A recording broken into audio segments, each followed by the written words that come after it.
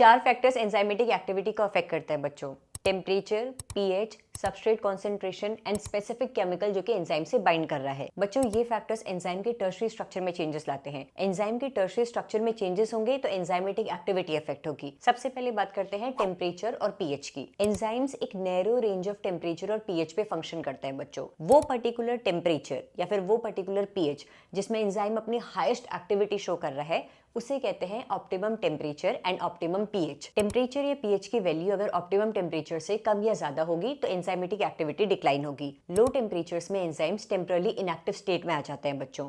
और high temperature में जो प्रोटीनिशियस एंजाइम है उसके अंदर के बॉन्ड्स ब्रेक होने लगते हैं, प्रोटीन डीनेचर होने लगता है, जिसकी वजह से एंजाइम की एक्टिविटी डिस्ट्रॉय हो जाती है। अब तीसरा फैक्टर सबस्ट्रेट कॉन्सेंट्रेशन। अब एक स्टोरी इमेजिन करिए, हमारे पास 5 एंजाइम्स है। इन पांचों एंजाइम्स के पास अपनी एक एक एक्टिव साइट है, लेकिन हमारे पास 15 सबस्ट्रेट मॉलिक्यूल्स है।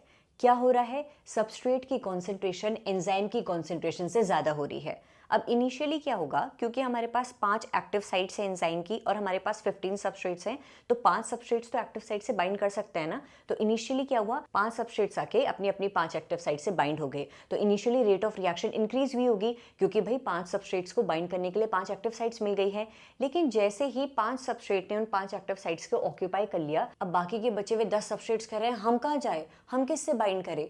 क्या हुआ है, रिएक्शन रेट अब सैचुरेट हो गई है। इनिशियली क्या हो रहा है, सबस्ट्रेट्स को एंजाइम से बाइंड करने के लिए एक्टिव साइट्स थी, वो बाइंड भी तो रेट ऑफ रिएक्शन इंक्रीज होने लगी। जैसे ही सारे सबस्ट्रेट्स सारे एक्टिव साइट से बाइंड हो गए, जो रेट ऑफ रिएक्शन थी या वेलोसिटी ऑफ रिएक्शन थी वो मैक्सिमम वैल्यू पर पहुंच गई। अब सैचुरेट हो गया है ना, हमारे पास एंजाइम्स ही नहीं है सबस्ट्रेट से बाइंड करवाने के लिए, तो मैक्सिमम वेलोसिटी अटेन हो गई है। इसके बाद अब वेलोसिटी कम ज्यादा हो ही नहीं रही है। अब चौथा फैक्टर आता है स्पेसिफिक केमिकल जो कि एंजाइम से बाइंड करते हैं। कुछ केमिकल्स के एंजाइम से बाइंड करने की वजह से एंजाइम की एक्टिविटी शट डाउन हो जाती है।